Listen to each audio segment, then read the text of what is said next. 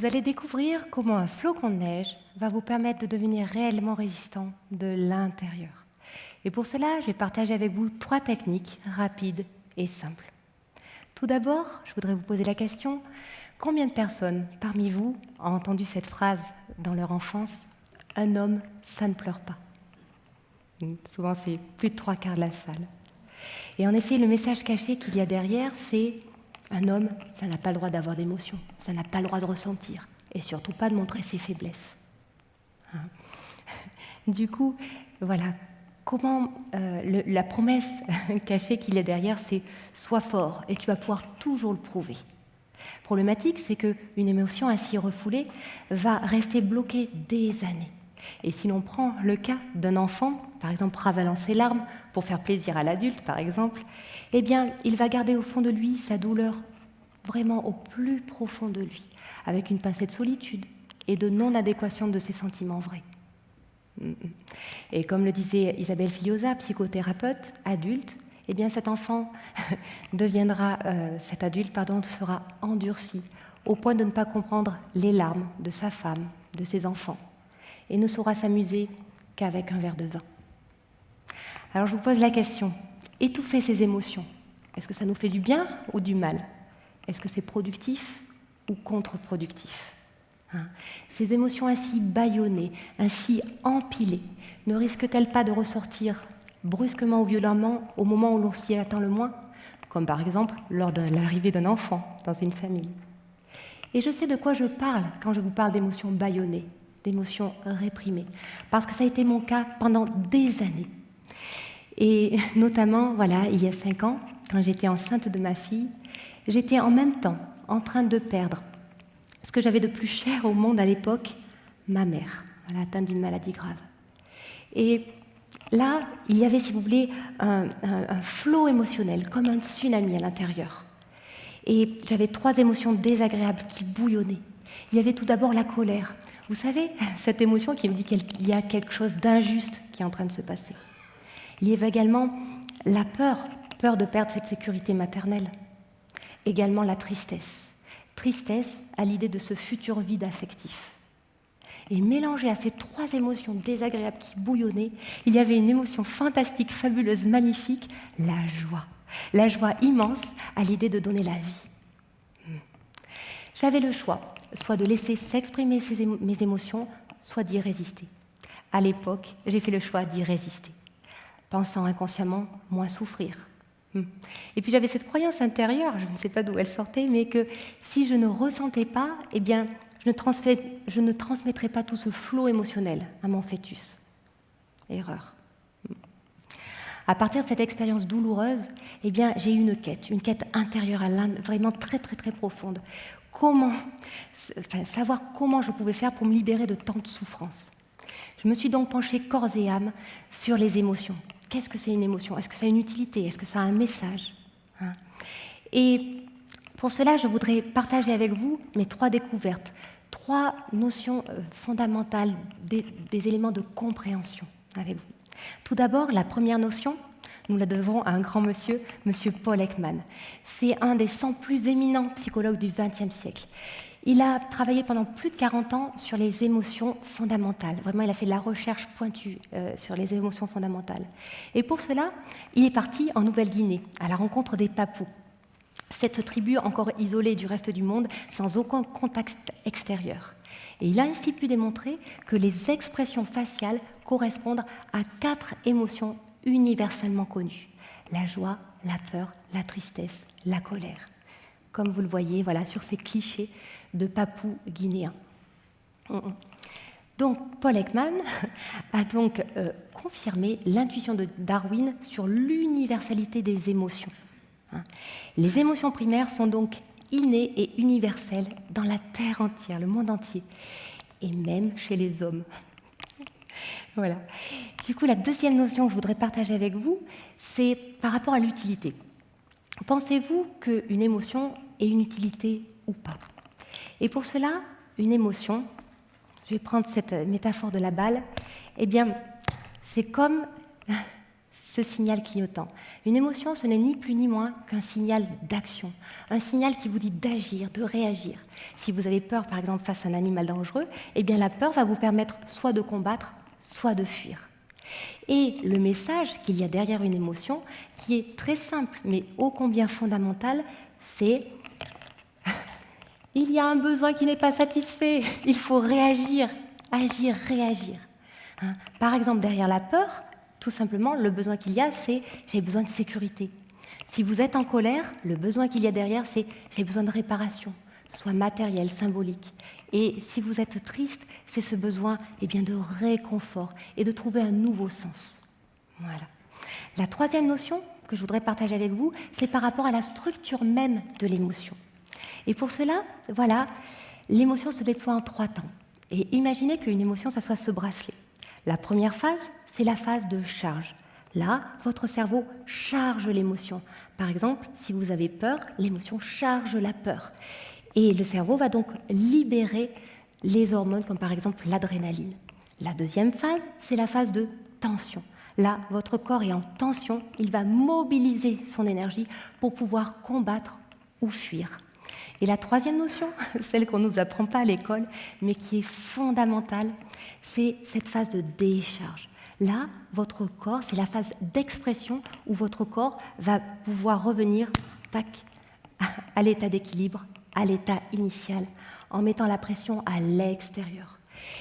Si la décharge ne se fait pas, vos émotions sont refoulées. Votre corps reste donc en tension, créant ainsi des maladies psychosomatiques.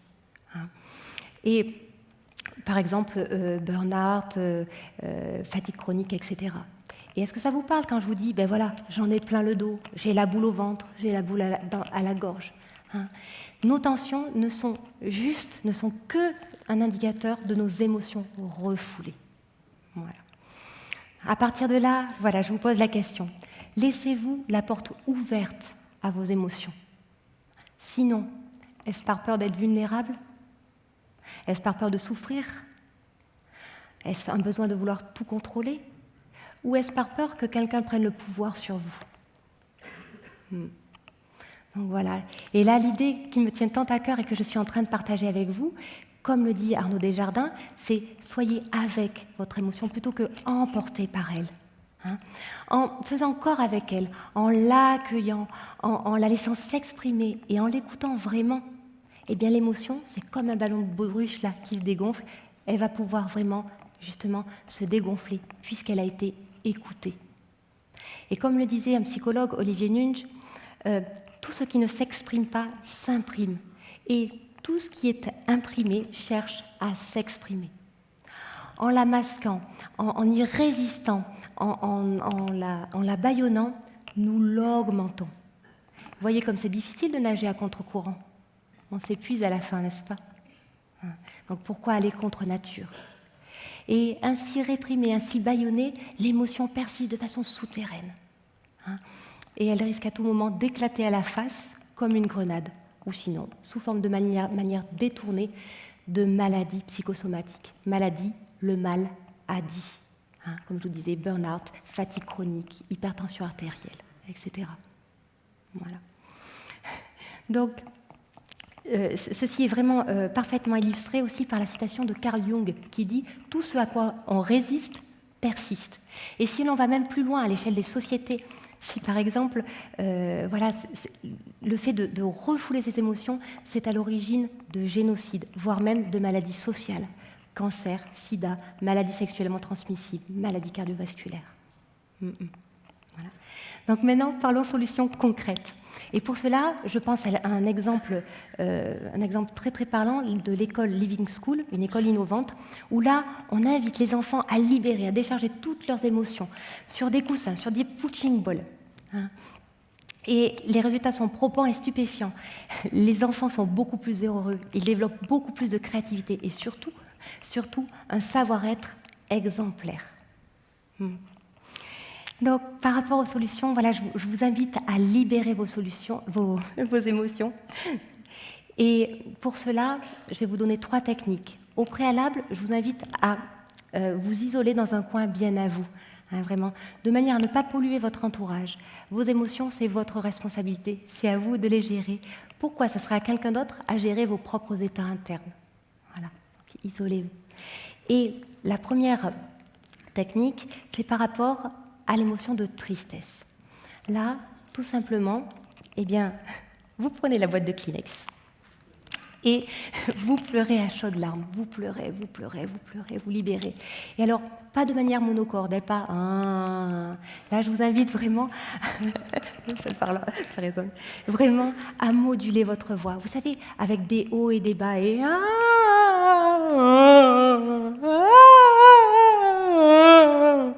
alors vous allez voir, il y a votre critique intérieure qui va arriver à fond les galops et qui va vous dire « Ouh là là, c'est un peu trop théâtralisé ». Mais rassurez-vous, une fois que vous contactez cette émotion de tristesse, elle se dégonfle.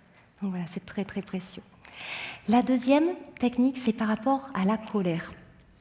Et là, la colère, je vais vous proposer 3 façons et vous verrez celle qui résonne le plus avec vous, et tout dépend aussi du contexte. Par rapport à la colère, la technique du coussin. Pareil, dès que vous contactez la colère, quelque chose vous énerve, vous vous isolez et vous allez libérer sur un coussin et vous libérez, vous libérez. Vous pouvez faire aussi avec plus de son, bien sûr. Ensuite, la technique du tigre, où là, c'est peut-être plus au travail, ou voilà, vous vous isolez peut-être dans les toilettes et vous faites votre tigre. Là, vous imaginez un tronc d'arbre et pareil, votre visage, vous déformez votre visage et vous libérez tout ce que vous avez besoin de libérer. Vous faites de vrais cadeaux à vos collègues en libérant avant. Voilà. Et enfin, la technique de la poubelle, très utile pour les enfants, pour accompagner les enfants à libérer leur colère. Vous les invitez à inspirer la colère, comme ça, et vous libérez dans la poubelle. Et la poubelle est encore vide, vous continuez à la remplir, vous inspirez. Voilà, ça c'est une technique issue du Shindai, qui est une méthode d'éducation à la non-violence. Voilà. Plus vous allez libérer votre émotion avec le souffle, le son, plus ça sera efficace. Voilà. Et enfin, donc là c'était la technique du tigre. Et enfin, si également vous avez une émotion peut-être de rancune, rancœur. Vous savez, cette émotion, cette haine qu'on garde sur le cœur à l'encontre de quelqu'un. Je ne sais pas si ça vous est déjà arrivé. Mais cette haine, elle est vraiment radioactive. Donc je vais vous donner la technique de la lettre de manière à trouver la paix à l'intérieur de vous, pour que ça soit OK à l'intérieur. Et pour cela, pareil, tout simple, vous prenez une lettre, un papier, des fois ça peut être un cahier, et vous rédigez tout ce que vous avez sur le cœur, tout, sans lésiner sur vos mots. Après, vous brûlez cette lettre, vous récupérez les cendres, et vous les remettez dans un ruisseau, rivière, avec une notion de mouvement, vous voyez, pour laisser partir. Et après, vous prenez quelques instants pour ressentir ce travail de guérison, d'auto-réparation que vous êtes en train de faire sur vous. Voilà. Si des fois, pour X raisons, vous n'avez pas le temps de pratiquer ces techniques, au moins, ça c'est un vrai cadeau pour nos enfants, respirez. Respirez, 3 respirations bien profondes, respiration ventrale. Donc, vous pouvez même le faire en même temps si vous le souhaitez. À l'inspire, le ventre gonfle sans forcer. Et à l'expire, vous visualisez une paille et voilà. Et vous pouvez le refaire. À l'inspire, le ventre gonfle sans forcer. Et à l'expire, et vous libérez. Rien qu'en faisant ça, vous rebranchez votre cerveau et donc vous vous reconnectez à vous-même. Voilà. Donc, pour conclure, je voudrais vraiment vous inviter à vous ouvrir à vos émotions, en prenant le temps de les accueillir, de les ressentir. Et rassurez-vous, vous serez toujours vivant. Voilà. Donc, soyons à l'écoute de notre émotion. Laissons-la fondre comme neige au soleil. Elle essaie de nous dire quelque chose d'essentiel, qu'il y a un besoin qui n'est pas satisfait. Et un besoin, c'est vital, c'est le ventre qui parle, pas le mental. Voilà. Quand nous nous autorisons à éprouver nos émotions, nous n'avons pas à nous montrer forts, nous le devenons réellement à l'intérieur. Et c'est un véritable cadeau pour les générations futures que de pouvoir libérer nos propres émotions et d'accompagner nos enfants à libérer les leurs. Comme par exemple en leur disant « Pleure mon amour, pleure tout ce dont tu as besoin, libère ». Voilà. Et ces générations futures pourront ainsi s'exprimer avec toute leur authenticité, toute leur humanité. Et nous passerons ainsi d'un monde qui semble déshumanisé à un monde réhumanisé. Changeons le monde en commençant par soi. Je vous souhaite à tous une bonne hygiène émotionnelle. Merci.